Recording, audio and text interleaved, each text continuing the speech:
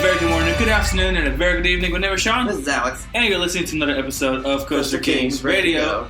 And today's episode is all about Six Flags Magic Mountain, which we talk about at least once a season, if not more.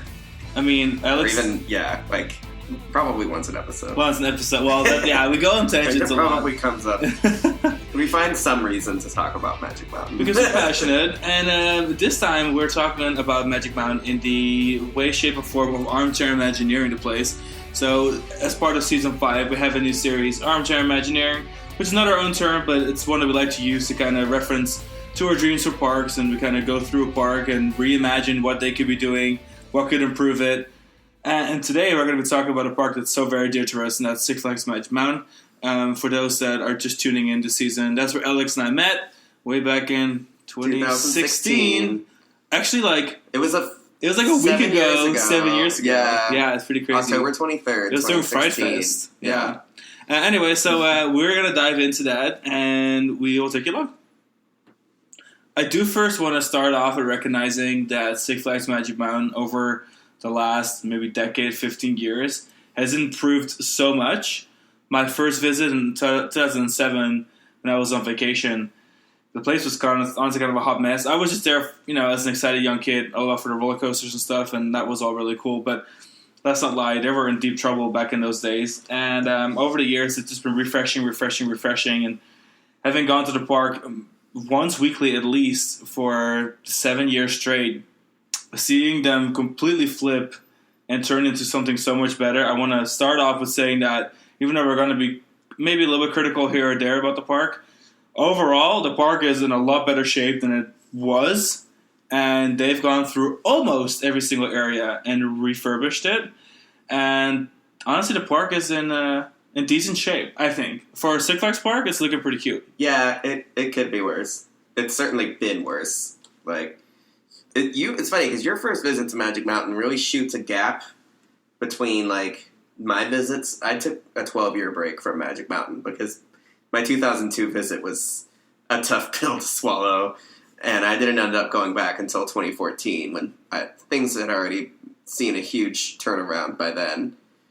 And then I went back again in 2016 for Twisted Colossus and New Revolution, and I was just in awe of the changes that they've been making. And hopefully it's a trend that we will continue to see. If we were in charge of the park, definitely. So first of all, we'll kind of discuss some of the successes and the strengths of the park. I think as almost any major regional or even destination park these days, some of the biggest strengths are the special events. And even though Magic Mountain's doing a lot now around the year, like food festivals, all that kind of good stuff, I want to really focus on what's really big for them, and that's, of course, Fright Fest. Selling out crazy lines. This year they've had franchises. They've had a Saw X maze, or Saw 10 maze, I should say. They've had the Conjuring maze. So that's really awesome. And then, of course, they've got a wide selection of incredible mazes, in my opinion, for a regional park that kind of really do give a fair shot at competing with nearby legendary events like Knott's Scary Farm and, of course, Universal Studios Halloween Horror Nights. One of my favorite mazes is Aftermath 2, which uses the old sad cry face Deja Vu plot, and it's the largest outdoor maze that Magic Mountain's ever done. If not, I think it's still the largest outdoor maze in the West Coast. Using fire effects and all this cool stuff, and you're surrounded by Apocalypse, the wooden roller coaster. That's really cool. So Fright Fest overall, they've got good scare zones, they've got a lot of good mazes. The park has always done a really good job, and I think of all the Fright Fest in the chain, it's probably obviously the best one. And I like Holiday in the Park. They took a really modern edge. It's where Knott's Merry Farm nearby is very traditional when it comes to the themes and the lighting, and it's kind of like a good old Christmas in the old ghost town. Magic Mountain really took a different approach and made it very modern, amazing LED displays, one of the largest light shows on the West Coast. I just think these two events are very strong, and I think they really highlight the capabilities of this park in a landscape like Southern California where it's pretty much only big players. You've got SeaWorld, Disney, Knott's, Universal, Six Flags, and those five major players are always trying to one-up each other, and Magic Mountain's always been really good at keeping up, so that's something I really appreciate. And then I think the obvious strength. The key strength for Magic Mountain, of course, is the roller coaster collection. Of course. We are 20 coasters deep in the roller coaster arms race, and I think Magic Mountain used to have this vanity contest with Cedar Point. Now it's Magic Mountain against the world. Energylandia is closing in on 20 coasters. So I think once April comes around, Honey Harbor or Sweet Valley. Sweet Valley. Honey Harbor is one of the coasters. Sweet Valley is going to bring the park up to 21 coasters, and Magic Mountain, the ball will be in their court. I will say, though, if we're going to look at overall coaster collections, I'm still of the opinion that Magic Mountain's coaster collection is by far the best coaster collection in the world. Yeah. I know the Cedar Point fanboys, go ahead and listen to our Secret of Magic Mountain for Cedar Point episode from last year, or any episodes or articles are written about that on thecoasterkings.com. But like we've mentioned before, Magic Mountain's A team is perhaps not as strong as Cedar Point. The B team is just incredible. Like the overall average quality of a roller coaster at Magic Mountain, most of them use terrain. They're generally long. There's only 4 small roller coasters. Everything else is just massive proportions. Magic Mountain's coaster collection is one to beat. Especially since like half of Energylandia's coasters are crap. Exactly. Energylandia is like knockoffs and kiddie coasters. It's like literally a couple big like boys, you know? Crapware. So yeah, definitely a great coaster collection. And like we mentioned at the beginning of the episode, Magic Mountain really has done a good job refreshing attractions and themed areas over the last couple of years, and that really is a good strength because I think one of the strongest areas in the park is the Underground, which was launched as part of the West Coast Racers edition. And this used to be the Cyclone Bay area, which was previously Spilligan Corners, and it was honestly probably the most dead area of any Six Flags park. It was in pretty bad shape. And they turned that all the way around. It's a dedication to Los Angeles. They fit Apocalypse in really nicely, and of course West Coast Racers races all around the area. It's almost like everywhere you look is hovering over you. The support structure is impressive. It's a nice franchise they work with, also very Los Angeles. And got some good food going on over there. They've got 2 major roller coasters, of course. They have a really great Halloween ride. And they just, last week, actually, reintroduced their go-kart ride. And they added new electric vehicles that are covered in LED lights. And the new name is Circuit Breaker Grand Prix. And in the dark, it's like this awesome light-up go-karts that goes all around the roller coaster, which is nice. And I'm going to lump in Jetstream here with the Underground. I don't think it's officially in the Underground, but this water ride just recently got repainted and has new pink and green boats. So they've been putting money into that. DC Universe got relaunched last year with Wonder Woman's Flight of Courage. Metropolis obviously got the new Dark Ride in 2017 and redid all of Riddler, completely new color scheme, and then of course the majority of Wonder Woman's Flight of Courage is actually sticking out into that area. Great restaurants, they've got a pub, all that stuff. The Boardwalk came in 2018. That's connecting DC Universe and Metropolis. We'll get into that a little bit later. But everything there was relaunched and repainted and rethemed. Like new shade covers over the Scrambler, audio and light effects on the Gem and bumpers, making it like a musical bumper cars. Of course, Gold Rush is in there, which is probably the only thing that doesn't look as good anymore. Screambound District with Twisted Colossus, they did a great job with that. Everything got repainted there. Bugs Bunny World, the year prior to that. I mean, every year there has been a new area that's gotten a complete revitalization. And that's been true for almost all the years in the last decade. And so that all looks good, and that's definitely a strength. A couple years ago, they announced their solar panel projects over the parking lot. Along with Discovery Kingdom. Discovery Kingdom in Northern California already got theirs. And then Six Flags Magic Mountain is now actually, at this moment, as we're recording this, paving over the overflow lot. And they're adding solar panels onto that. And it should be covering the entire parking lot. If I'm not mistaken, the park wants to be completely self-powered, which is really neat. Especially because it's so bright and so sunny all the time. I'm sure it's not hard to collect that sunlight. And then I think the food and beverage offerings are honestly pretty decent for a Six Flags park. They've got good variety. They've got a couple of bars, beer gardens, decent variety of restaurants. Food quality is not as good as the rest of the Southern California parks. So I'll admit that because you've got really strong players in the food categories. But I've certainly had worse theme park food. Yeah, fair enough. I feel like they try, like relative to other Six Flags parks. Well, it's unfortunate that they are not open every day of the year anymore, and honestly, that was maybe not very well conceived, regardless of COVID. I feel like that was... Maybe the park is slightly too far outside of LA. Yeah. Well, outside of the center. It was a well-intended, but almost impossible task to run that park every day. Especially given its size. But at least it's still open every weekend, which is, kind of how it always was, and it's probably always going to be that way now, so... Unless maybe in another 50 years they try again with the everyday operations. But probably not. And then they've added the wait time boards around the park, like the updates on attractions, queue times, and if the ride is operating. The digital ones are really nice. And they are. They're all over the place. They kind of got snuck in. I feel like they just showed up one day. Well, one thing, ever since the management change in corporate for Six Flags, they've been doing a lot of just general park improvements, adding planters and landscaping and, sneak in all these digital wait time signs all around the park. I think it looks great, and I think those are important improvements.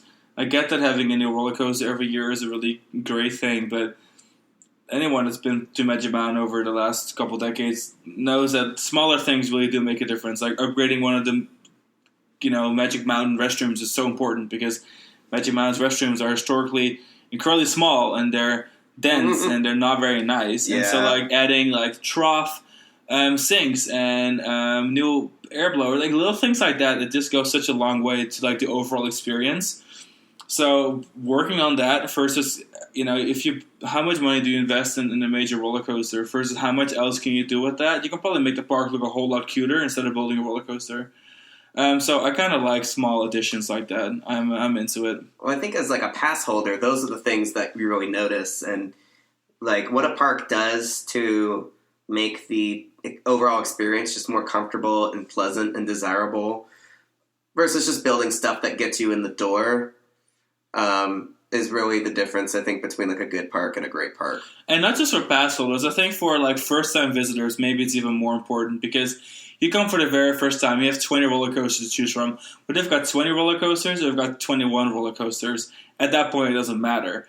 When you show up and you wait really long for food, or your restroom experience is absolutely awful, or it's dirty, or the trash cans are overflowing, that's the things that you're going to remember. Those are the little things that you're going to judge a park by. I don't know if the additional roller coaster on a collection of 20 rides is what's going to make or break your park experience. So True. I think that's really important. If they want to have a consistent return audience, then the first-time visitors are the ones that need to be wowed. So points of areas of potential improvement, opportunities for improvement. Definitely, operations is an easy one to say, but we know it's easier said than done. And it's a very complex thing to say, operations. I think our problem with operations at Magic has been, it's been all over the map. There's been times where we see Viper running with 3 trains, and you're like, why is Viper running 3 trains? This is incredible. Tattoo 3 trains. Everything is working so amazingly. And then there's times where you get there, and it's relatively busy, and it's one-train operations and stuff. It's just not getting pushed out. It's been a terrible time trying to get a Magic Mountain visit in where all the rides are actually running, or even the coaster collection is running, and stuff like that. Where I'm like, they gotta just get that together, get the staffing together. You have all the roller coasters running when you're operating for the day. I know that when you're year-round park, you're gonna have moments where stuff is out, but it's a little bit too frequent, I think, for Magic Mountain, where stuff is just, I think there's almost all year long. There's gonna be days where you're not really having the chance to ride everything, and while it's not really a park where you can necessarily ride everything in one day because of how big the collection is, if you're going to visit for 2 days, it's unlikely that coasters suddenly open the next day, if that makes sense. Yeah. And then as far as the lineup goes for the park, the obvious... And I will say that Magic Mountain historically has never really been a very flat ride, strong park. They've always been big, whether it was coasters or transportation rides or whatever. It's tracked rides, custom rides where you go out and come back have always been Magic Mountain's strong suit. So flat rides, while they've never historically been a strong suit at Magic Mountain, I think are the future for Magic Mountain if they really want to flesh out their lineup with attractions that are going to diversify their lineup. Yeah, I think right now they have about 6 major, maybe 7 flat rides, depending if you count the carousel or not. And some of the ones that they have are really old, and people still ride them. And I enjoy them very much. But yeah, I like a refreshing new flat package, and we'll get into this a little bit more later in the episode. Especially, this Umbrella line of flat rides is really... It's awesome. They have so many cool options, and I think that would be a very nice addition. People respond to flat rides, like the little pirate flat rides. So they've had that Intamin pirate ship since 1980, and the Chance Yo-Yo either came in 1980 or right thereafter.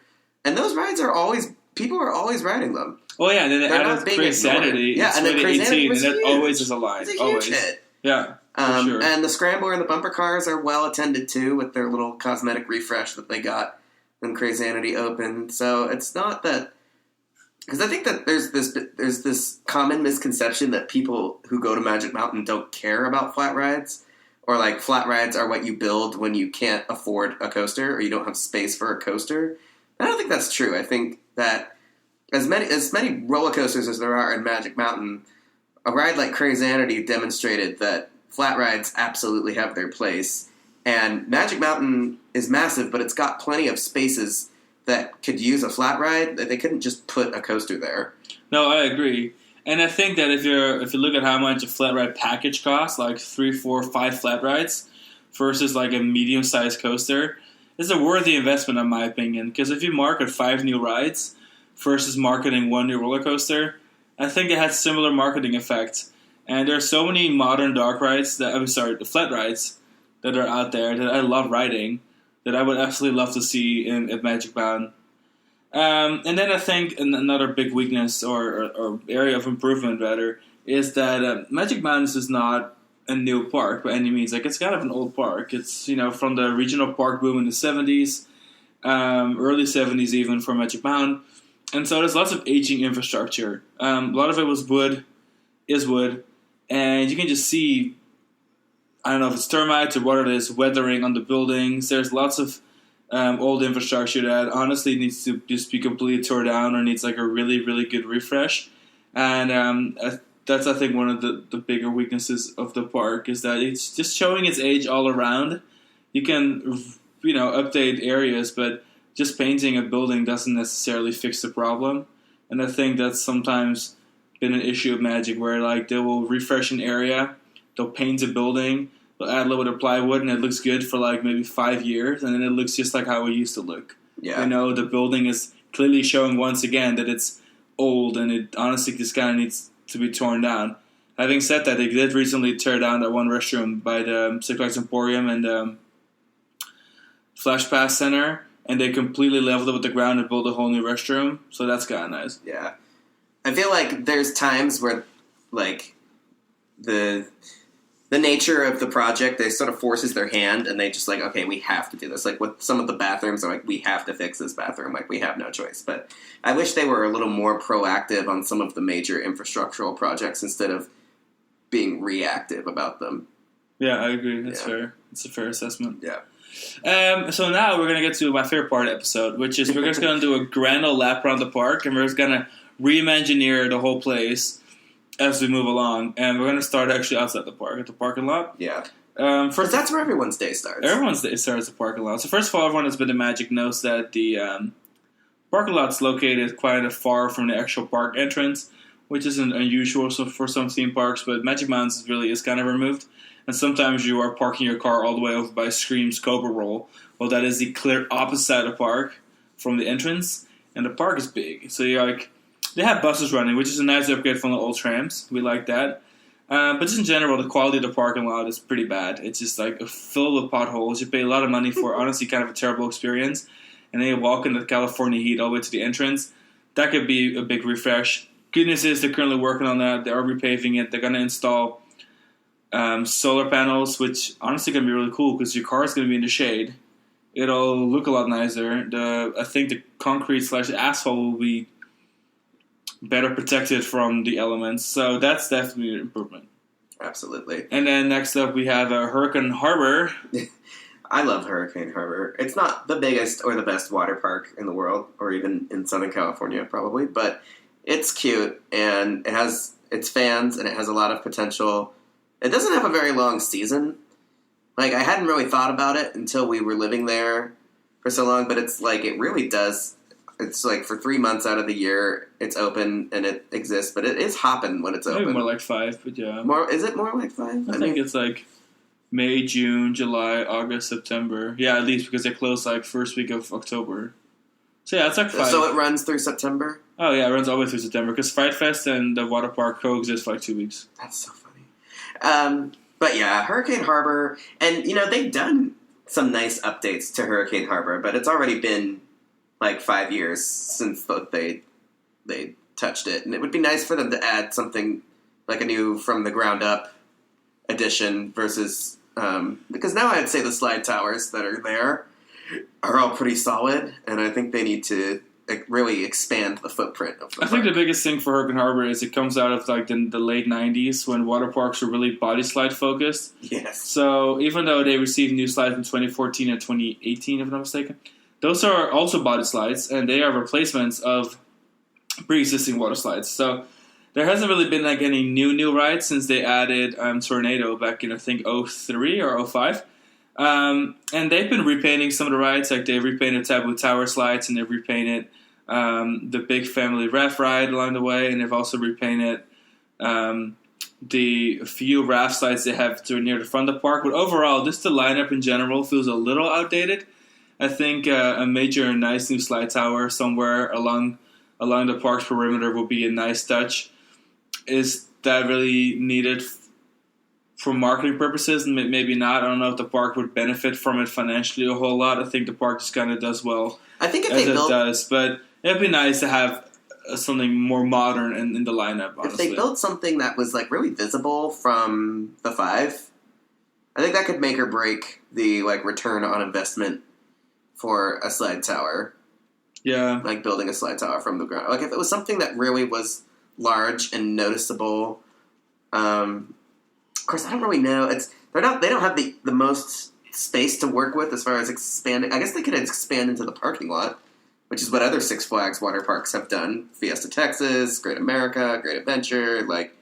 Well, it's funny you mention that because Great America, Circus Great America in Chicago is one of the nicest Hurricane Harbors, and they have so many modern slide towers. Oh yeah, they built that amazing looking water coaster. Oh yeah, right around a good water Max coaster would be good Forest. for them. Oh my god, I don't know sure. that water coaster that they got in 2020 or 2021.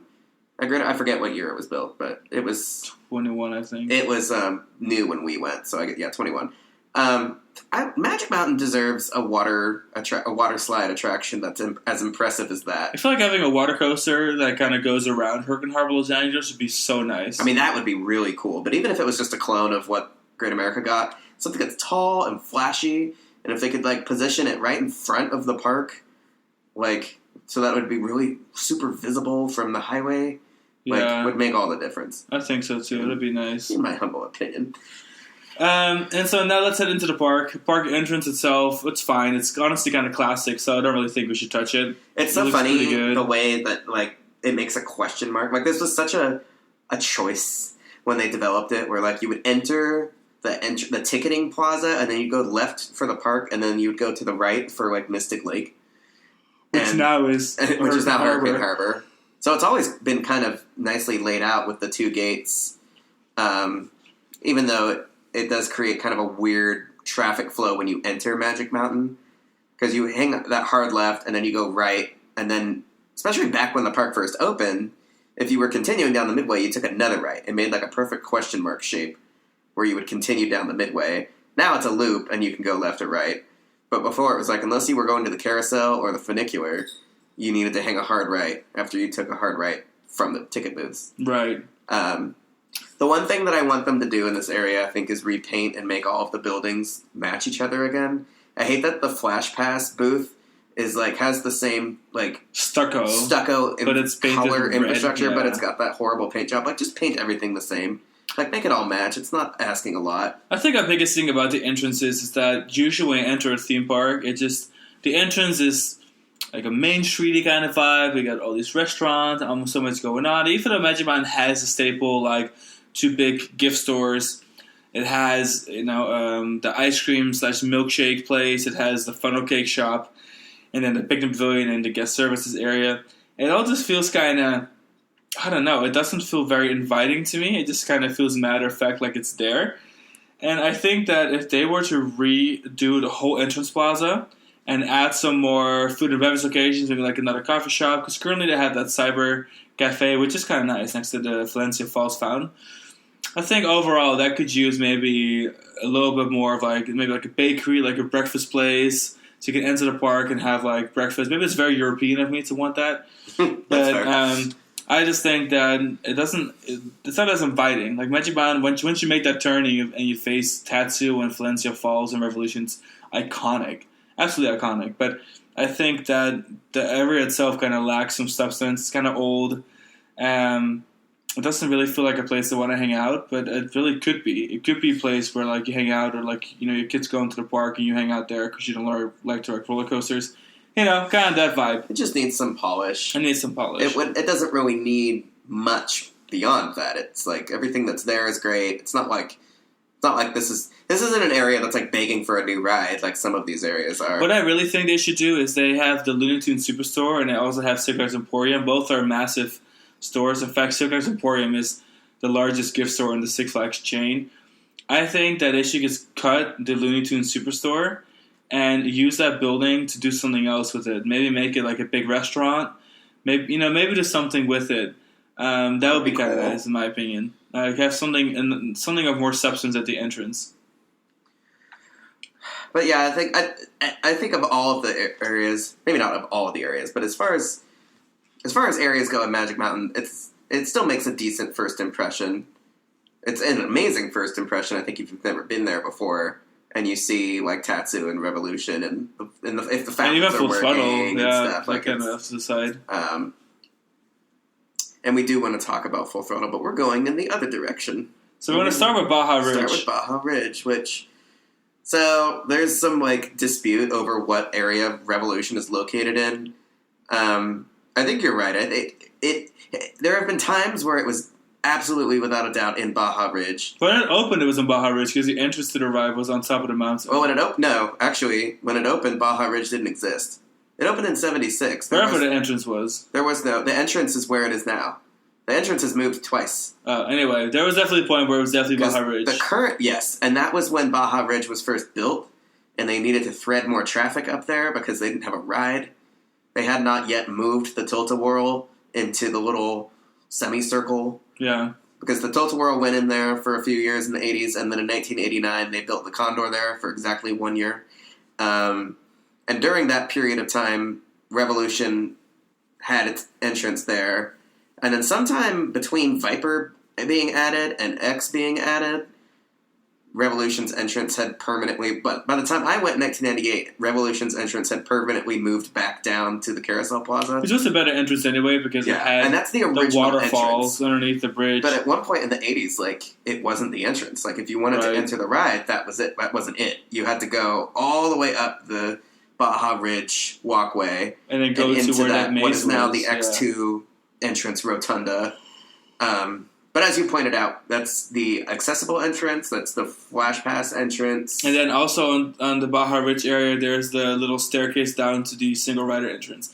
So, there's a lot of the 4 entrances, and that's why there's 3 up there. Exits. That's why when you exit the ride, you can either go down to the carousel or up to Tatsu if you kept going. And that's, life hack. If you're at Magic Mountain and trying to get to Tatsu before anyone else, you go up to Revolution. You go towards Revolution, go up the exit on one side and out the other exit, and you're already past Baja Ridge in the I know, you saved yourself quite the walk. Thick of Revolution infrastructure, and you're right there at the doorstep of Rapids Camp.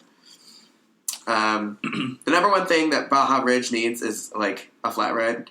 There was a period of time where they had the little, apple worm kiddie ride in the rotunda. This was very short-lived, but I distinctly recall them having a little kiddie flat ride there, and it seemed like a nice fit because not only does Magic Mountain not have a lot of diversity when it comes to rides, but sometimes there's just huge physical gaps between rides. And, like... the park is so massive. Even though they're in the same area, like, Viper and X2 are physically very far from each other, and they're also physically very far from the next two nearest rides, which are Revolution and, like, the Carousel and Rapids.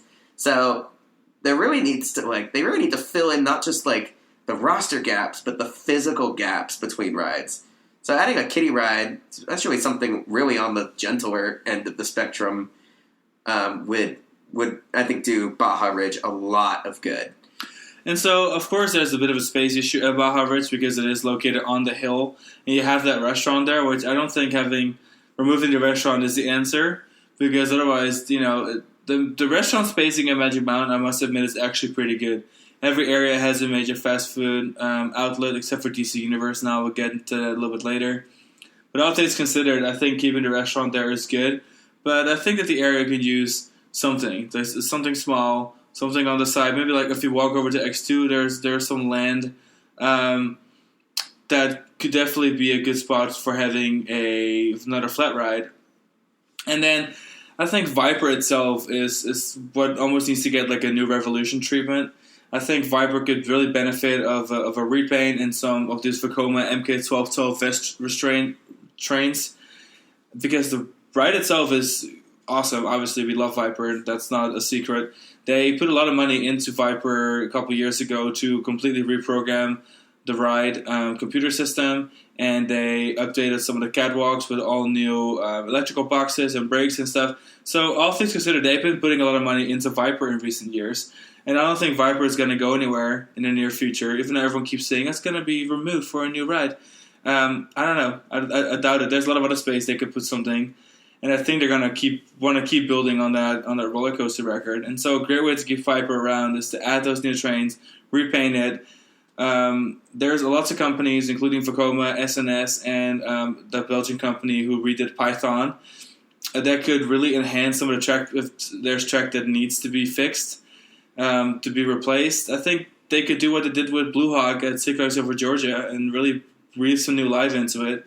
I don't know what they can... Now they can call it anything. They could do so much with it. Maybe even Vibora. I don't know. There's so much they can do with it, but I think that Viper is one of the big things in the area that could use some attention for sure. Yeah. Oh, and you reminded me when you talked about New Revolution. Now that they've kind of given up on the New Revolution and now it's back to Classic Revolution, I want them to...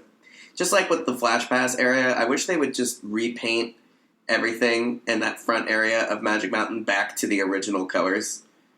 I guess that's my other argument. Revolution white again? My other... well, no, I mean the buildings. Like okay. That's my other argument for Revolution being in Six Flags Plaza, is that lower entrance that had like the bridge and stuff and the original like Revolution logo painted on the side, that was using the same colors and the same font as like everything in the entrance plaza, including like the lockers, which is still to this day, the locker building has the original paint job. And obviously the majority of the ride is all around Six Flags Plaza, and it has the Great American Carousel that has that American theme. So all things considered, the New Revolution or Classic Revolution is more Six Flags Plaza American theme. I want that associated with blue and red paint on the... I wish they would just repaint it back to the original colors and repaint the old logo back on the little entrance plaza there. Maybe that's asking too much, but I just miss the way that it used to look. Now it seems kind of weird and random, but that's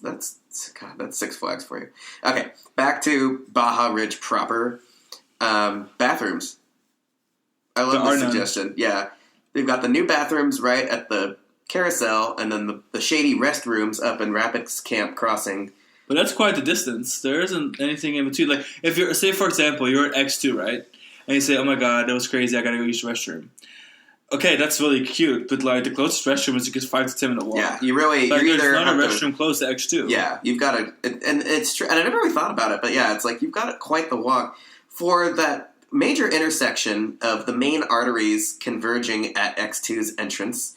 You would think that area where 3 midways meet would have a bathroom. It sounds like the Silver Dollar City effect, where like a lot of rides Silver Dollar City have like 4 marquees because like, they're so far outside of the main loop. Yeah. That's kind of what X2 is like too. Like you have your first X2 marquee is located in the plaza with the big with the arrow. The plaza that had been built for Revolution's new entrance. Yeah, and then you have to go through the repurposed. X2 gates, which they can just close because it's so far from the actual ride. Right. And then you go over the bridge, and then you go all the way to the actual X2 queue entrance, which has another X2 marquee.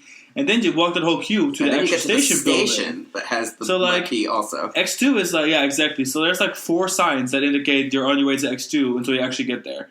And so not having a restroom anywhere near that, X2 is not close to a restroom. And if there's any roller coaster that's going to make you like need to go to the bathroom after, like X2 is definitely one of them. Yeah, X2 is wild. Like Tatsu has bathrooms right at the exit. And of course X2 is like the big boy, like one of America's most legendary roller coasters. And like even if the bathroom was all the way in there, like in the X2 plaza, that would be fine. I think it would be more useful for it to be closer to Viper, so that it's more convenient to the central to the main midway. But like anywhere would be fine. It's funny because I feel like they could build a restroom where they have the old Mission building where they had the Chupacabra maze for a little bit. Yeah. That could be a restroom. That could be a flat ride. That could be a lot. That little plot. And then, speaking of X2, I think that X2 itself, repaint-wise, it doesn't really need one because they went with such an expensive paint option in 2007 she looks that good. it's, 15, 16 years later, and she still looks great. But I do think that the X2 special effects are really inconsistent. First of all, the fog hasn't worked in years. The fire is on and off. The onboard audio, I feel like, it's not really working anymore at all. Like there was a window where it was kind of on and off, but I feel like it's never on anymore. I think bringing back the X2 station audio and bringing back the onboard audio and making the fire more consistent would be a nice touch for X2. I don't know if they're ever considering doing an X3. I don't know if it really needs it, but a little bit of love for X2 would be good. The name is so iconic. X2 is iconic. There's more iconic than X1. Yeah, there's no need really to change the name other than if they really just felt like they wanted to. But like, of all the things that X2 needs, I think maybe a name change might be at the bottom of the list. But moving up, continuing upward on the long, laborious walk, the climb up Magic Mountain. We're at Rapids Camp Crossing. You have River Camp Crossing written here. Oh, yeah, I mean... That's okay. Close enough. Rapids Camp Crossing reminds me... It's like this little nugget of Dollywood. You've got the banjos. You've got the skillets of food. You've got the trees. Then you have the barn-looking-ass building that has an arcade in it that's just, like, so 90s. But, you know, it's kind of nostalgic. They've got Midway games. You have Tatsu, the entrance to Tatsu. There's not really much that needs to be done, and there's not really much that could be done with this area, aside from just paint. I think the Rapids Rides queue could maybe get enhanced just a little bit, though it is nice because the trees are so tall that it is in the shade. Yeah. Probably the most tree part of the whole park is here, because the whole Rapids Ride is in like the forest, which is nice. It's crazy. We really have to climb a mountain to get up to the Rapids Ride, You do. The Rapids Ride is highly elevated. But one thing I want to say is in the last 2 years, Magic Mountain's been adding a bunch of cute theming elements to Rapids Camp Crossing. So there's a lot of really cute theming and landscaping now, and it's old, more rustic, almost I guess ranchy items all around, which looks nice. And Katie's Kettle, the restaurant, they still do actually grill everything outside in a big barbecue, so it always smells good in the area.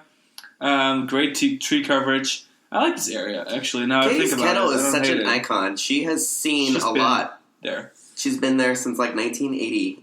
And while it's a little weird to have Tatsu right next to Soda Springs, inside that kind of circular area that is Rapids Camp Crossing, having the queue there was the only thing that made sense, because Tatsu Station really is kind of in Samurai Summit, and you have to climb the hill after the queue to get to the station.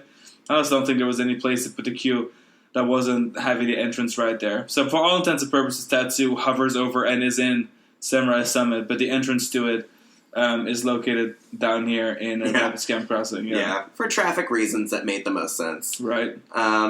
Continuing on, we're going down the hill again. Now we're going down the hill. We're going underneath the drippy loveliness of jet streams. Midway Crossing. Wait, they added those Remember they added those guards last year? Yeah, where all the water, if it drips in, will yeah. drop off to the side so you no longer get wet. Amazing. I love it. The underground, not much to talk about as far as fixing the underground, because the underground is fixed. It's in great shape. You have a family coaster, a thrill coaster, multiple food and retail locations. I would actually say both are thrill coasters, because the intensity of that double helix figure 8 situation, that's some positive G's. No, the family coaster is Apocalypse. Oh. I think Apocalypse is pretty thrilling. Apocalypse that drop is no joke. has a 48-inch height requirement. Doesn't West matter. Coast It's Racers about the has a intensity of the 54-inch ride. height. I know. Okay, but intensity is subjective. Height requirements are concrete. So you have one that is for 48-inch people and one that is for 54-inch people. Okay, so they're all thrills. Great. Next.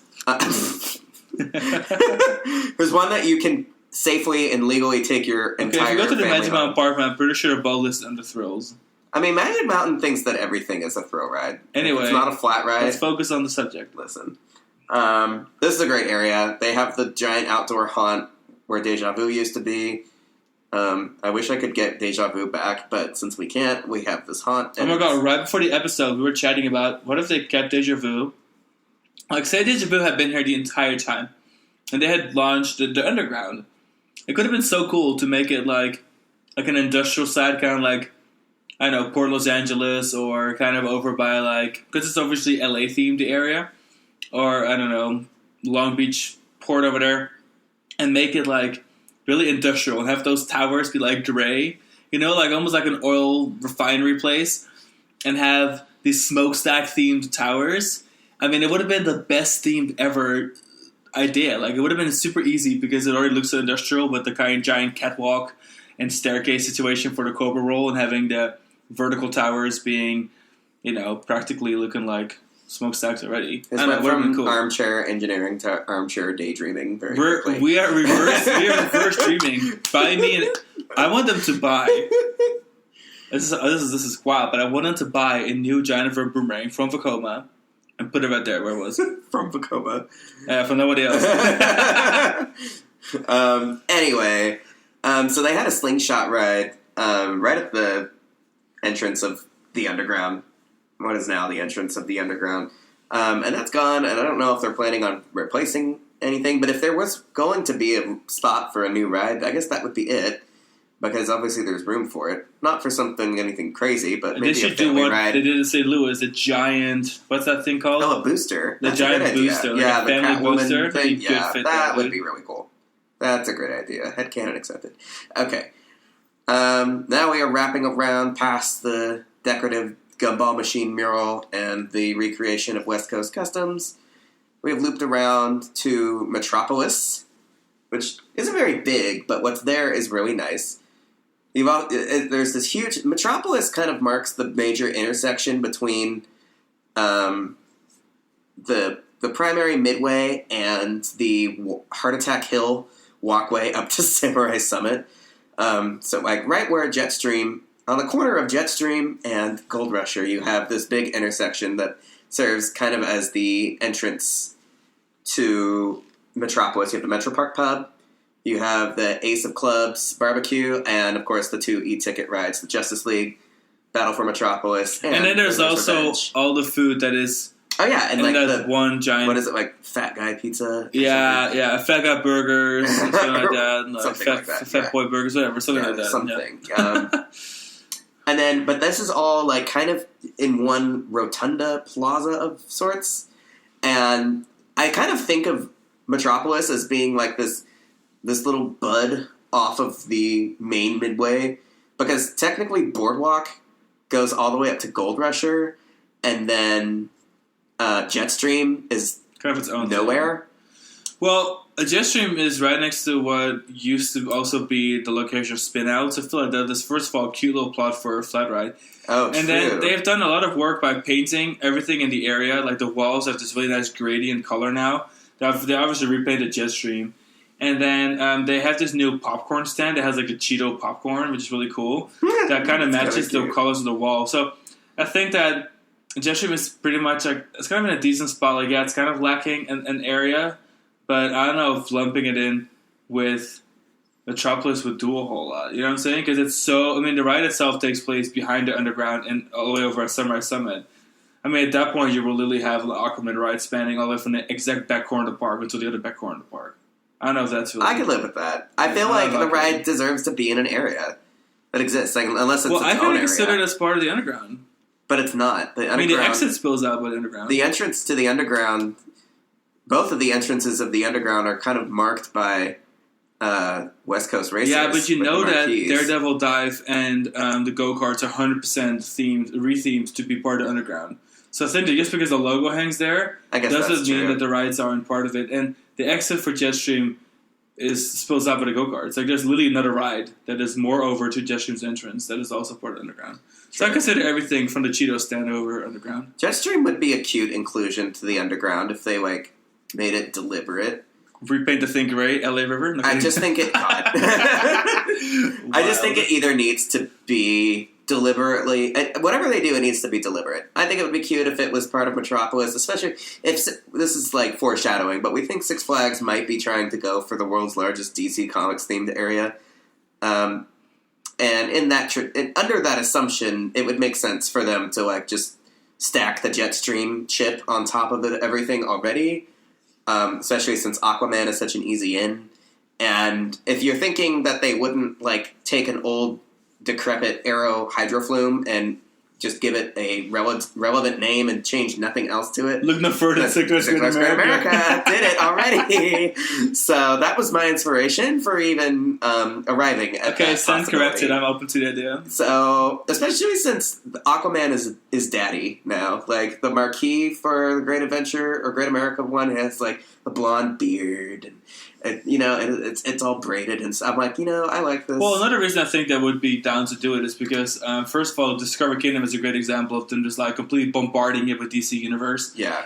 Six Flags Great America, another example of them doing it. Has been surprisingly restrained with their DC character ride attractions compared to some of the other parks. We do not have a Joker ride. And we go to Harley Quinn. We go to Great Adventure a lot now, and there too, it's like Great Adventure is like soup. It's everywhere. It's like the park is just a giant DC universe. I mean, to be quite frank with you, if they decided to incorporate Jetstream and therefore everything should, like, well, to be fair, Jetstream is only a few feet away from Metro Park 5. Spoiler alert! I'm pretty sure everything in what is now the Boardwalk area, which allegedly includes Gold Rusher, may or may not become DC Comics, so that they can connect all the DC Comics stuff together and make it one super DC Comics land.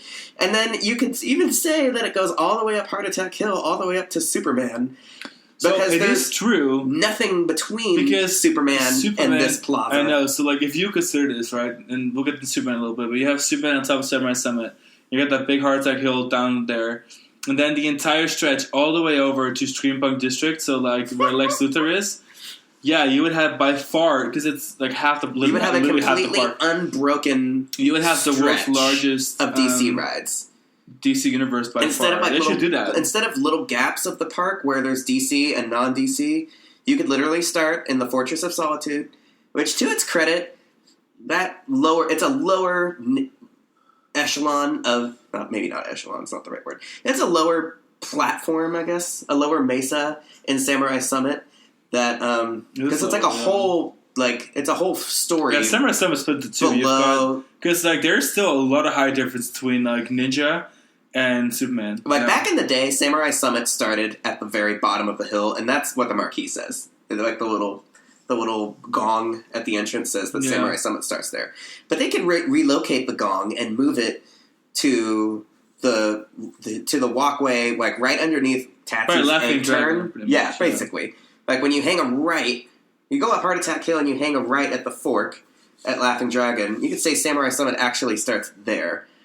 And Fortress of Solitude and the walkway all the way down Heart Attack Hill would be the start of Metropolis. So, like we just mentioned, like, Discovery Kingdom, Circus Great America, they obviously did last year. And then this year we're seeing Circus Over Georgia adding more, and especially Circus Fiesta Texas, they're completely revamping the entire kiddie area to also be DC. Yeah. They've got a giant DC walkway now.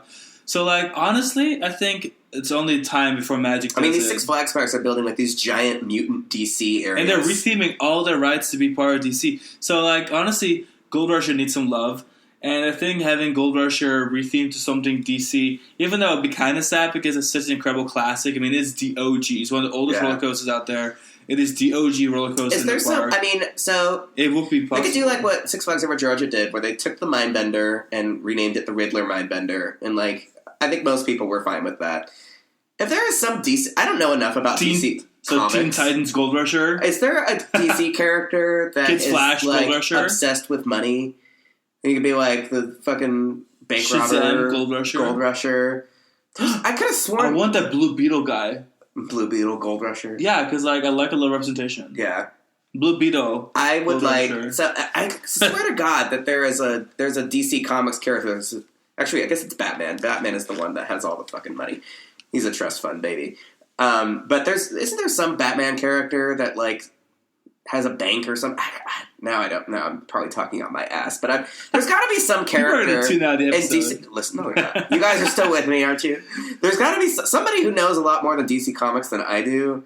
Could tell me what message us on social media, and then we can would represent Gold Rusher better. And then you take the Scrambler and the bumper cars. Those are easy rethemes. Really easy. Harley Quinn, Joker, doesn't matter. Poison Ivy. I would love to see all those characters. Harley Quinn and Poison Ivy be the two flat rides together because they're girlfriends. They're together forever, just like the bumper cars and the Scrambler. Before I leave Metropolis, I do want to mention real quick that Magic Mountain still has the Riddler's Revenge station music, the Ecuador mix and Ecuador. Still does the question mark lights that flash around the station, and it's such a vibe. So good. Super shout out to Magic for having that. I don't know if it's a licensing thing. The fact that the light effects still work is kind of crazy. It's funny because they brought them back. They weren't working for years, so we were playing generic music. And God, I think it was 2016 or 17, I think, when they brought them back. Oh, so great. Good times. Anyway, so talk about the boardwalk. The boardwalk stretches all the way. We kind of gave this away. We're already 51 minutes into this podcast, so it's okay that we're careening into the rumor / wish list for Boardwalk. Also, and you know what else? They've got those bathrooms. Mm-hmm. So many moons ago, the area that is now Metropolis was themed to Monterey, California, because at the Dolphin Show for a while there, right before the Time Warner era of the Six Flags parks, Magic Mountain had decided that they were a theme park, which was something that I think started in the 80s with the Pirates area, and they kind of, and Spillikin Corners and stuff had a theme too. It all kind of settled into itself, and they started to retcon existing areas into themed areas. So they kind of went with a California theme, and they had given Colossus, the Midway with the Midway games and stuff that ultimately ended at Colossus, became Colossus County Fair, but that area with the water, the Dolphin Show or the High Dive Show, depending on which years you went, and the Chevron Aero Car Ride and Freefall, that became the Monterey Bay area, and they had a waterfront, and they had food, and it was cute. In fact, that restaurant, the Ace of Clubs, I'm pretty sure that building was built during this particular era. All that's left, the only discernible vestige of this era is the bathrooms are still themed to a sea shanty. I nominate those for demolition. No. They took that theme out already. They just redid the whole thing. They gutted the whole inside and rebuilt the whole restrooms. Doesn't it still look like? Doesn't it still look like a little? No, I wouldn't say a bait shack. Or no, something they repainted the whole thing. They added only signage. No, the whole thing I think looks. So they did very in shape of Boardwalk. Okay, great. Yeah, I know it looks fun. And they just redid the whole thing. In my mind's eye, it's still this. And I remember hearing about that and them saying that they were going to do it. And then I'm like, we literally went there the other day, and we went to the new restaurant. The other day. Completely, Okay, well that's great. I guess I'm having trouble rewriting my memory. Wow, that's a waste of 3 minutes. Anyway, shut up. You suck. You're a waste of 3 minutes.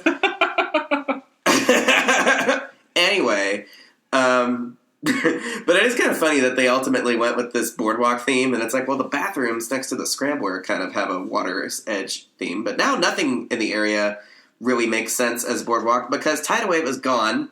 There is no water ride. There's no water. There's no beach. There's nothing. There's no water here. I will say that the boardwalk feels a little temporary, but I like the way they wrote the whole Big Cigarettes Magic Mountain thing on the wooden wall.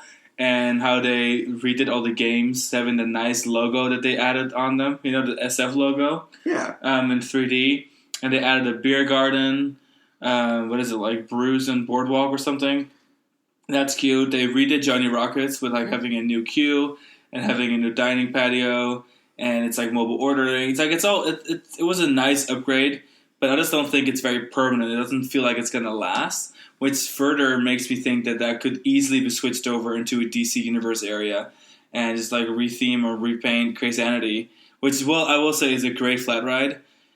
The big flat ride idea, I think Magic Mountain really benefits from having major flat rides. Again, that's something that's missing, and I think Crazy really highlighted like, wow, people are into flat rides, especially if you make them big, because there's always a line for Crazy.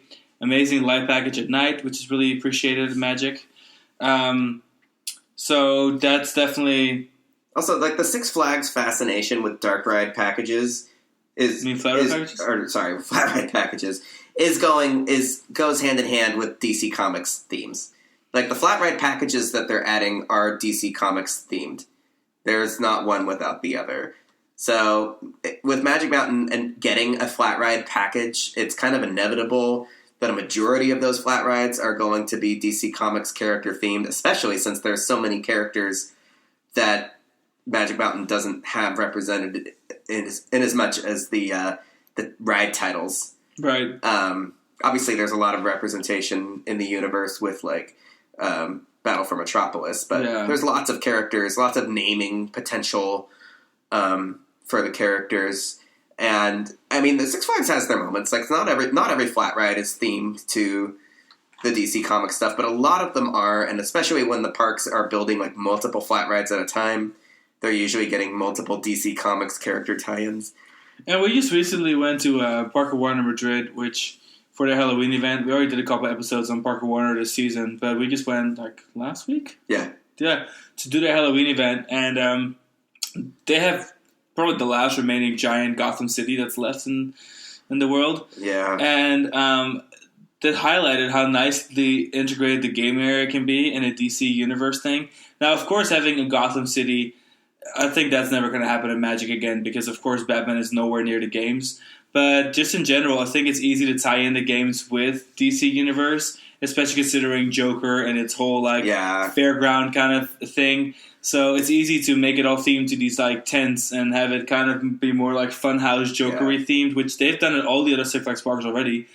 It's kind of a miracle that there is no actual Joker specific ride at Magic Mountain. Yeah, and an incredible amount of restraint. So what they could really do is they could just turn that boardwalk area where all the games are, turn it all into something related to the Joker Funhouse or Joker, and then make Crazanity, which shares the same roof structure as, or the same coloring as most of the game area, make it a giant Joker ride.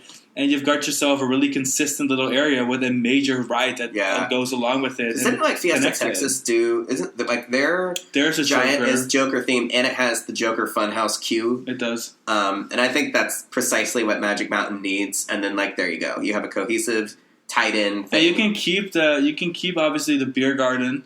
You can give it a slight retheme. And Johnny Rockets can stay as is, like it doesn't matter. Like you can have a bit of overlap there. It doesn't have this is not. It doesn't have to be. Like it doesn't have to be like seamless, but I think that would be. And then honestly, if you do that, you've already got yourself the world's largest DC universe. Yeah, and then you have Harley Quinn's bumper cars and Poison Ivy's Scrambler, and I do want to say Gold though Rusher theme on thing. the Gold Rusher subjects, say it's not becoming part of DC Universe. I do think that the station needs a little bit of help, and over the years, the landscaping has really taken a beating, because back when it was still intertwined with Logjammer, it was obviously in the forest the entire time. It was so beautiful. Then Full Throttle came, and they just took all the trees out, and now it's just kind of over this bare little piece of ground, and there was even a tree left that they cut after Full Throttle already opened. And then you have the final Helix, which again, for like I think because of tree branches, they've had this big incident with Ninja. And after the Ninja incident, because the trees are just dry, changed. Like the soil is dry. And we have our earthquakes, desert. And the trees slump. So they took out the final big tree that the ride had that was in the final Helix, and that honestly now the ride feels very bare, and I think it needs some more. It needs a little bit of landscaping. It needs a little. They need to do some little bit of something, maybe deliberate landscaping, or like a thematic element in the final Helix. places. I don't know, like a crashed mine train. I don't really care. Do something with it. Just do something. Do some. Okay. Onto DC Universe itself. Onto the official DC Universe proper, which is very nice. What they've done is, like, they've demolished, like, a lot of it. But what they left looks great and is painted and polished. It's just a lot of concrete right now. And there's some planters, and the planters that they have look really good, but I think they're just a little too fixated on not blocking Wonder Woman from view in any way, shape, or form. But they've done this at the expense of, like, an area that feels complete and fleshed out. It's not as bad of an offender as Discovery Kingdom's DC Comics area, which is just, like, an enormous concrete pad. Both areas have, like, the very portable-looking picnic tables that are unfortunate. Yeah. I don't exactly know, like... I do not love the chain's need to make every DC universe have the exact same aesthetic, because, you know, the new logo for DC Universe at Circus Great America is the same thing. The same thing for the one over at Great Adventure.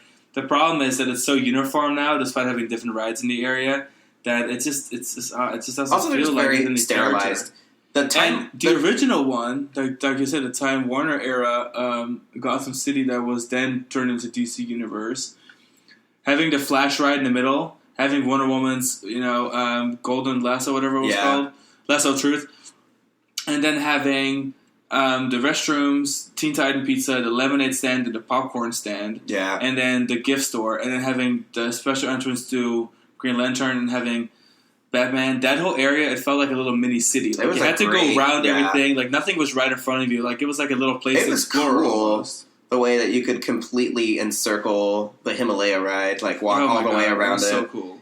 Now they just kind of blew it wide open to maximize access to Wonder Woman. Square, but there's not even any landscape. There's such a tiny, there's one little tree. Yeah. And that's it. Like, it's so And, like, sad. it's so, like, the Time Warner era stuff, like, the Gotham City areas that Magic Mountain and, more importantly, Six Flags Over Georgia got were unbelievable.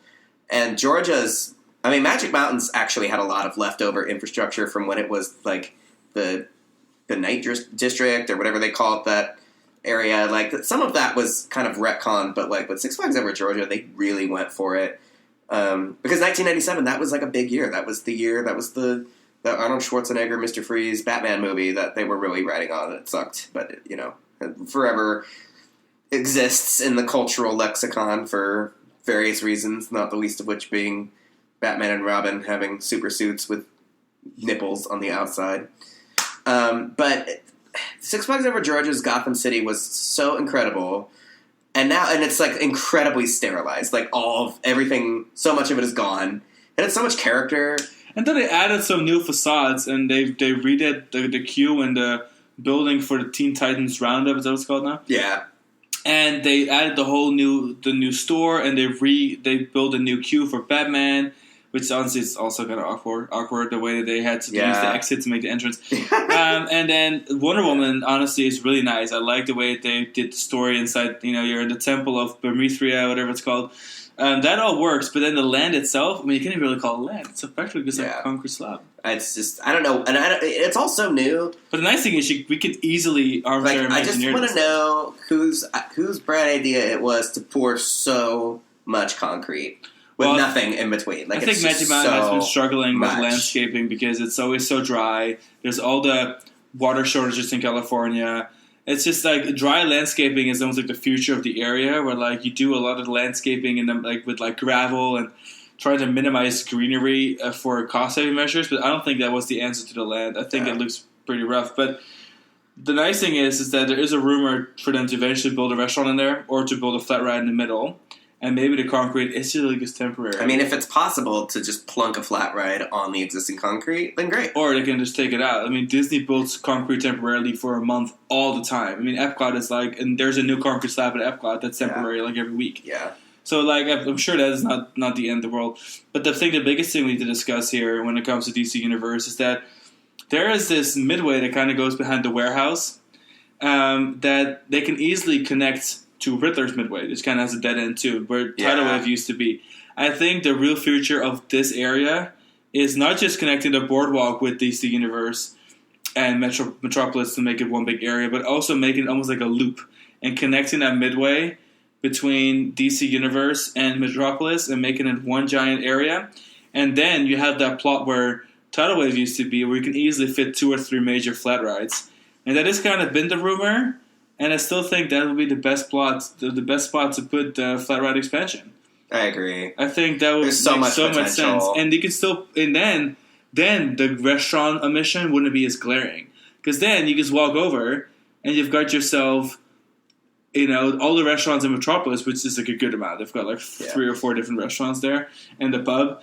And you've got your connection with the boardwalk, where you've got Johnny Rockets, and you've got your beer garden. Then I think the omission of having any sort of restaurant or restroom in the land would be less glaring, if that makes sense.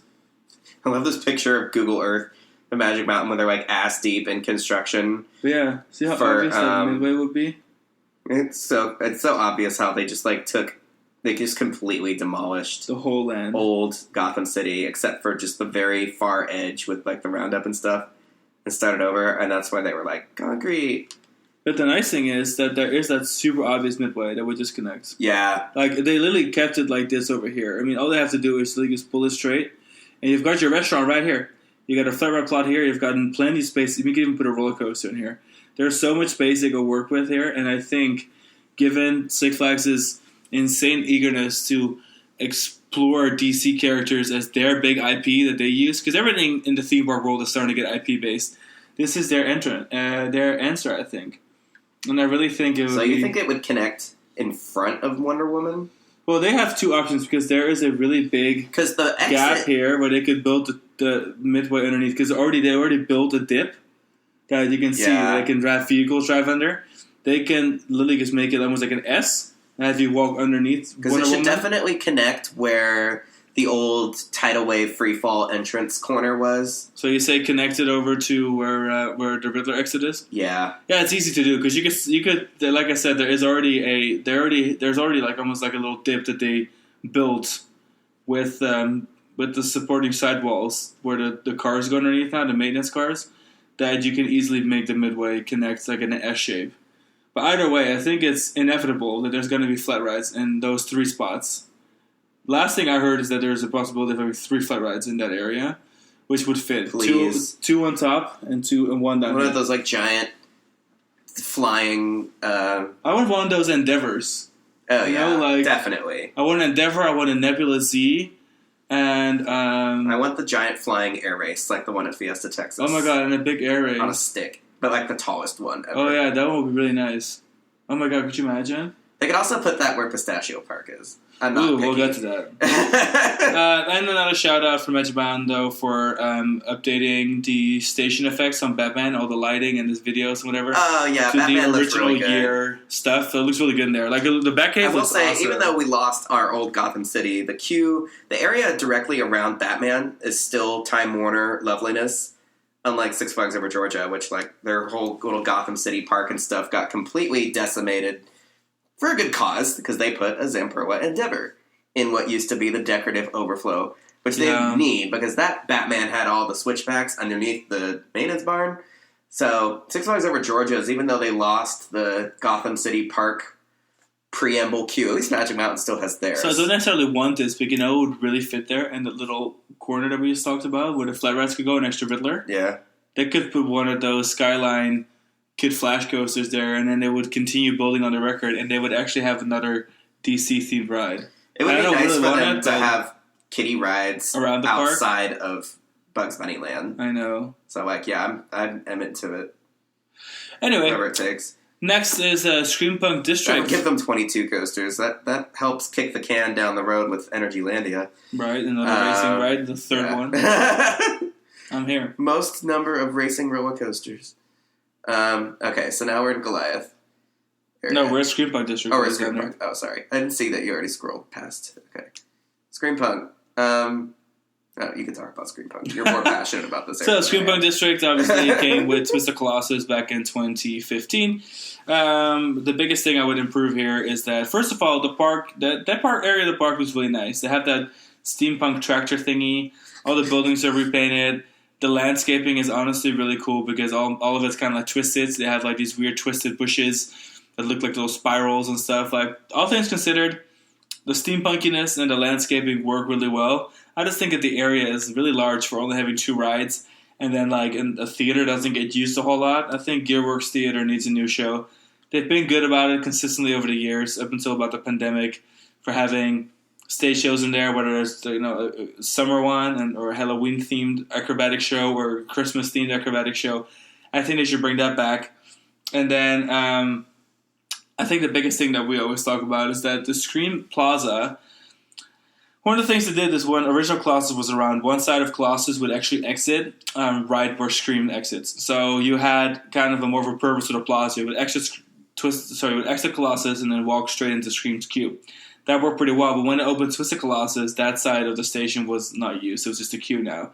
So you have the exit for Twisted Colossus over where the sandwich shop is, and on the Goliath side. And now if you go down to Scream, there's really not much except for a giant round plaza with the Scream logo.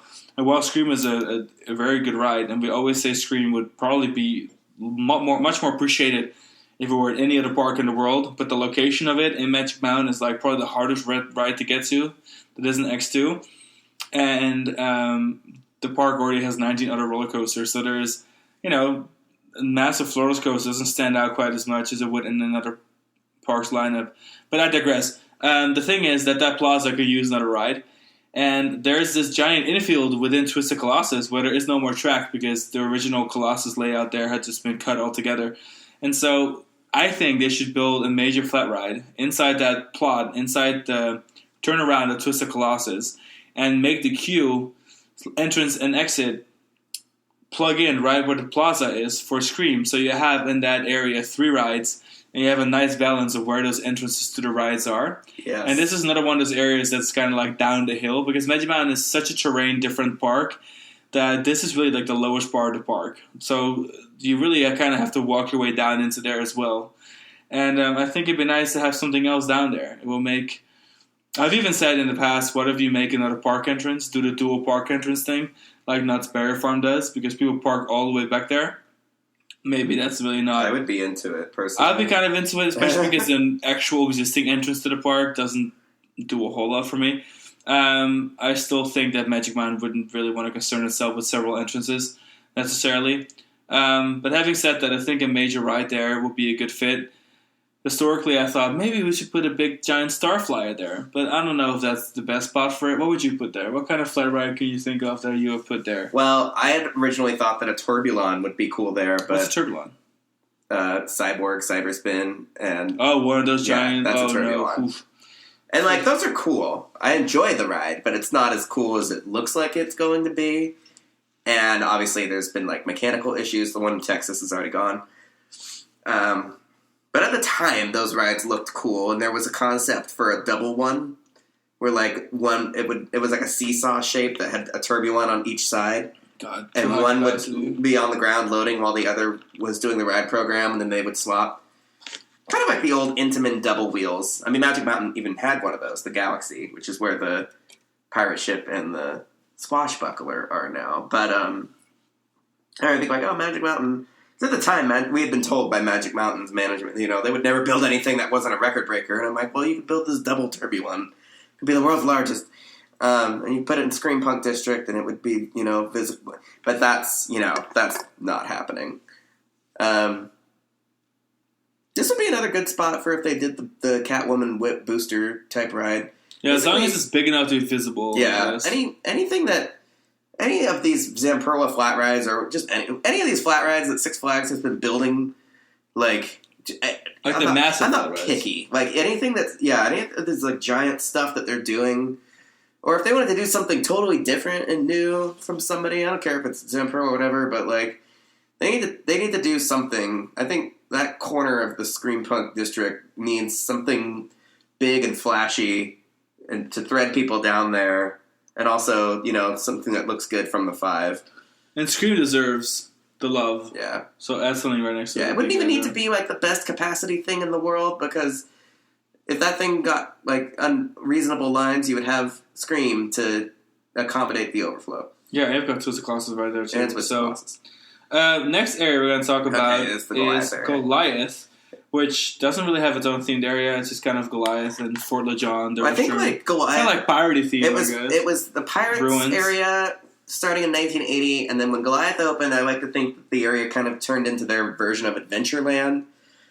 Because Goliath was like... Because Goliath is ruin themed. Yeah, like Goliath is like you're in the jungle, but it's like you can have pirates and like adventure, and I'm like, oh, I've seen this before. There's a park. But I think the area's in pretty good shape. They redid the food, etc. Food court is great. They've got the new fry shop that is like that outside food place. You've got 2 flat rides that are in decent shape, nice landscaping. Goliath itself lost most of its landscaping in the queue, which is kind of sad. So it took because it used to be bamboo forest. Like you go through this bamboo forest, it would almost be hard to see where the queue was because it was pretty dense. Unfortunately, they cut that. I wouldn't mind the queue getting a nice upgrade. And the biggest thing for me is that Goliath needs a repaint. It's by far the worst looking ride right now when it comes to paint quality. It's really getting faded. I think we're ready to see Goliath get a new paint scheme. They were testing some paints on it earlier this year, I think it was. Yeah. They were testing like a beige and a dark red. And honestly, I would love a completely new look for it. I think it'd be really cool, actually. Just a new look, refreshing. Go with the jungle ruin theme. That'd be nice. Ride's unappreciated. Love the ride. But I think that would be the biggest note, I think, for me for that area, which is just to give Goliath some love. Especially given the grandness of the ride. It can use that. Agreed. Moving on to Whistle Stop Park, which is right next to it. Shout out to Magic Mountain having reopened the train and the coasters running. So that's actually in the little splash pad. Like, it's all like in decent shape. Yeah. It's cute. But right across from it is the Pistachio Park area that used to be home to the Swiss Twist. Yeah.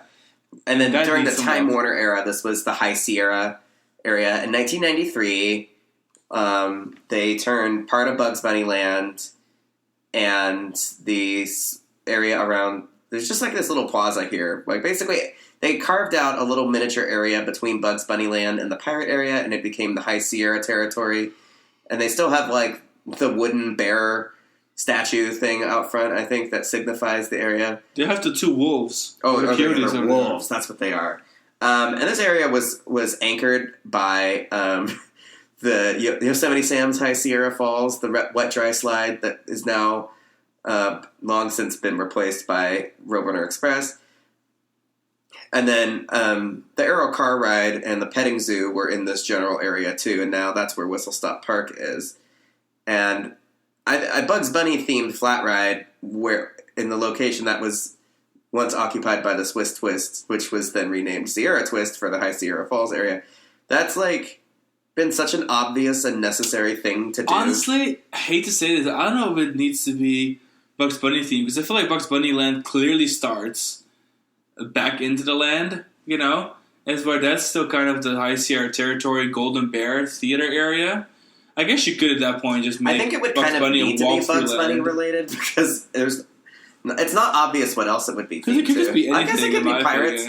I really want everything in this park to belong somewhere, Yeah, okay. I don't want just like a bunch of random rides and shit like floating around in purgatory. Well, didn't you once say one is a Perla Samba Tower? Samba Tower, which is like a family-friendly kind of like elevated Six ride. Flags Over Texas has one. They're cute. It's like a little balloon race thing, but on a tower. It would be easy to think of Looney Tunes. And it would be, I don't know, like there's so much Looney Tunes. The Looney Tunes area has just gotten bigger and bigger because it really did move in and absorb what had been High Sierra Falls. High Sierra Territory. Or High Sierra Territory. So there just needs to be something. I don't know why that plot has just been allowed to sit empty for so long. Like, I feel like there's a reasonable amount of time to be complacent about a ride vacancy before it becomes completely inappropriate, and it's like long overdue for something in there. Yeah, or and since the Pistachio Park, it's not even really a good place to chill anymore. Like it's almost I'm pretty sure it's not even open anymore. Yeah. So something needs to be done there. You know what I also thought would be kind of cute is a Mac Twist and Splash, whatever you call those things. Because that park, Magic Mountain is kind of lacking water rides right now ever since they canned Tidal Wave. I mean, you could even make it still be part of Adventureland. It's right next to the pirate ship ride. Make it like a pirate-themed Twist and Splash thing. here's Whistle Stop Park. It's definitely its I'm own. making a little train themed, like one of those, what do they call those things that rotate The roundhouse. in the train barn? Well, they actually have one of those already. That's part of the train ride. Right, but I'm saying is it'd be kind of cute to do like a flat ride theme to it. I'm There's really many options. There's definitely some things that I feel strongly or particularly about in this podcast, but what kind of ride and what it's themed to in Pistachio Park, I don't care. It just needs to be something. Please, just fill the vacancy. Alrighty, next up is Bugs Bunny World. No real changes needed because in 2014 they relaunched the whole thing. It's got 4 roller coasters. I guess 3 roller coasters. The other one is Whistle Stop Park. But the one weird thing, even though they've already repainted Roadrunner Express at some point, the Roadrunner Express station, they kind of started building air gates and they never finished building them. And they just kind of left the 4 or 5 air gates that are there. It's kind of like, they're just kind of there, but you don't use them. Like, the other rows don't have air gates. You just kind of walk onto this platform. It'd be nice for them to either take that out or do something with it. But that's my only real criticism of Bugs Bunny World. I think it's awesome. They have that giant indoor play area still. It's still one of the nicest treed areas of the park. Like, the trees in Bugs Bunny World are so nice. Yeah. And next up we have Full Throttle Plaza. And now we have come full circle to Full Throttle Plaza. So for Full Throttle Plaza, they do a good job with like continuously repainting the giant center of the plaza with like that blue-black logo thing they've got going on. There's 2 cool food vending places. They have the giant Full Throttle Sports Bar that used to be the Mooseburger Lodge.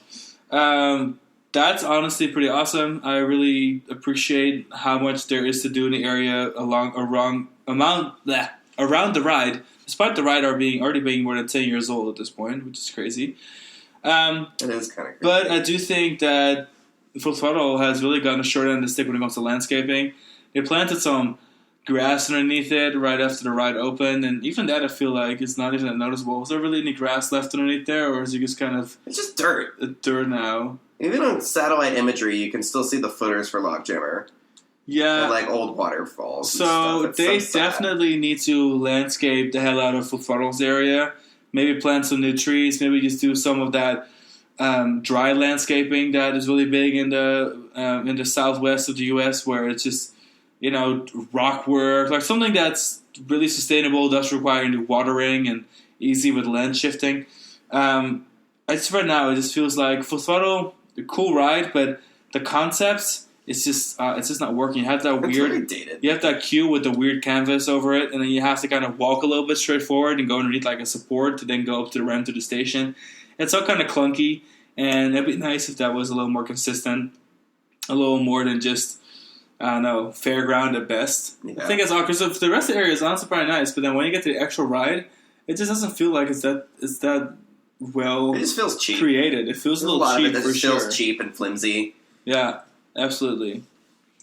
Next up, well, I did want to mention real quick before we go to our final big area is that the loop that goes from the park entrance around to Full Throttle Plaza, kind of where the Full Throttle Sports Bar is also the loop that uses a flashback on it. But that is where they have 3 big mazes, and that's like used during Halloween. They have a special restroom there. That's an awesome area. Like, it's so nice to see that kind of extra corner of the park come to life during Halloween, during Fright Fest. That's awesome. Yeah. Anyway, let's move up to the last area of the park. Finally. The one and only. The area that needs the most help and the most love, and is honestly the most deserving of help and love, is Samurai Summit. So long story short, Samurai Summit needs a complete overhaul. Like, it needs to, I don't want to say be leveled because that makes no sense, but there's very, very, very few things in Samurai Summit that work. There's a bit of cute landscaping, you've got a nicer repainted Tatsu, and you've got good bones. But that's about it. Ninja Station and Q will need a refresh. They used to have these cool banners hanging from the ceiling, with those Japanese paintings on them. Yeah. That's all just kind of like so torn much off. Of this area just needs to be put out of its misery. I think they need to just completely take all the switchbacks out, because they have a million little switchbacks there, like really old school little switchbacks. Take that out and make new Q in that building, and then just like redo the whole pagoda that the station's in. And in my opinion, if you're going to relaunch all Samurai Summit, I think Ninja should either get either floorless trains, like they did the Vampire at Chessington, or they need to run the trains half backwards like they did on Accelerate at Astroworld. Yes. Which Ninja does have the old Accelerator trains, or Accelerate trains. Yeah, Accelerate. They owned them. They own them now.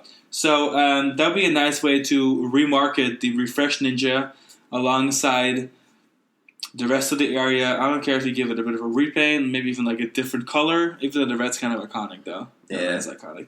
And then obviously the Sky Tower has been closed for years. There's been rumors about them getting finally updated permits to install a new type of elevator that would allow them to operate it inside the theme park.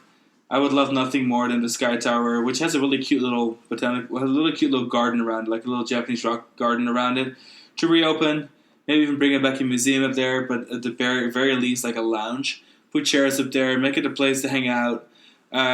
Knowing how much Six Flags loves doing pass holder things now, maybe even like a corner of that Sky Tower that is a pass holder lounge. I don't know, get creative. But I think the Sky Tower is sorely missed. It's the icon of Magic Mountain, but it's been closed for years now. I mean, I think we're getting at 9 years now that it's been closed. Yeah, I've never even been up there, not once. I went up there when it was a museum, went up there when it was a lounge during the Full Throttle years, and that was about it. So that definitely needs to come back. And then on the backside of the old Skyride station, there is these old toilets that are kind of over by Superman. Yeah, awful, like absolutely decrepit. They need to put these buildings, the Four Winds Steakhouse, just take the buildings down. The Skyride stations, they just need to demolish these. So the big thing is that the old Skyride station obviously gets used for mazes every year. So I think it'll be fine keeping that, just make it look cute. But the restrooms, just completely gut them and rebuild them. And then the Laughing Dragon Pizza Company building, I think needs to be completely taken out because that would open up a big plot. And the plot will be alongside the old log jammer spaces, which log jammers took up a lot of space on that side of the mountain. Yeah. And the nice thing is they could really work with a spectacular new ride. Either they can use there's so much space up there that was vacated by Log Flume. Laughing Dragon Pizza Company to build what I would think would be really cool is to build a third tower at Magic Mountain and make it like the World's Tallest Star Flyer, give it some sort of cool Japanese theme, make it some pagoda theme. It can be done. There's options. There are so many options. Or just build a station there for what I would think would be cool, either a tilt coaster or a Max Extreme Spinner, and make them Japanese themed. And there's so much space alongside the mountain behind Golden Bear Theater, where alongside the tracks of Superman, where Logjammer used to run, that you can easily build a good-sized major roller coaster. One of the last plots in the park. There's so much room to work with. If you look at a satellite image of Gold Rusher and Full Throttle, and you can see where the Logjammer used to be, you can build a major so much that could be done with this land. And if you look at Magic Mountain's very nicely varied 20 coaster lineup, there's only a few rides that are really missing. And again, I think a Max Extreme Spinner is the next evolution of having an X2 kind of ride, where it's really something different for the senses. And a tilt coaster is another one of those things that is super marketable, very unique. Nothing like it has been done at Magic Mountain. One of those two rides could really breathe life back into the top of the mountain. I mean, could you just imagine how crazy? And they rethemed the Helpful Honda Express to be the Magic Mover. Yeah, it's the Magic Mover. It's kind of themed to kind of pagoda-ish. Yeah. They need to repaint this upper station back to being red because it's blue for reasons. Actually, the lower station being blue is okay. The upper station being blue is definitely not okay. There's a lot of stuff at this park that could benefit from just being painted a different color. Not just repainted, but a new color scheme entirely. But yeah, they need to go back to their roots a little bit with some of this stuff. Don't you think that's the biggest thing that Magic Mountain really needs is to just completely redo Samurai Summit? That should be the focus. There's so much potential. An e-ticket right there. Samurai Summit is destined for greatness. They just have to figure it out. And keeping Superman only makes sense because it does go over to Lex Luthor and all that kind of stuff. And it has the Fortress of Solitude, which is cool. And you have to kind of cross a bridge over Gold Rusher to get to Superman. Yeah. So very worst case scenario is Superman stays Superman, and that look at how really long the midway is between the old Skyride stations, past the Four Winds Steakhouse to get to Superman. Like, it does feel very... Realistically, if you take the Laughing Dragon Pizza Company building, which is really large and has a big plot next to it backstage, if you take that, you can easily build an entire queue. You can build transfer tracks and a whole station for a major roller coaster. And then between Tatsu and Full Throttle, there's a lot of land that used to be where all the drops for Logjammer were. Yeah. And then you have all that land around Gold Rusher and behind the Golden Bear Theater, which is a shocking amount. So I know it's a shocking amount of land. They could build a major, amazing roller coaster there. It's not something that's talked about much now, but 10 years ago when Full Throttle was announced, people were mad because it took up no space. It didn't take up very much of the space that was left behind by Logjammer, which I get that, like, Logjammer closed for its own reasons. They didn't close Logjammer for Full Throttle.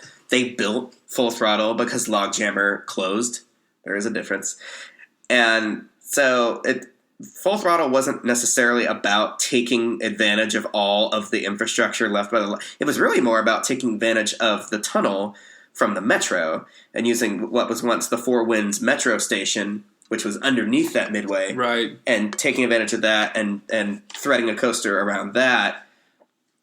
And, you know, putting the attraction more or less where Logjammer had been, but there's so much of Logjammer that is still, the land is still waiting to be redeveloped, and it's like, it's not too late. It can be done. There's rumors that there's going to be a Giga there, but I find that kind of hard to believe. I think having a creative ride, and again, this is my our Armchair Imagineering. I really think that a Mech Extreme Spinner terrain coaster or a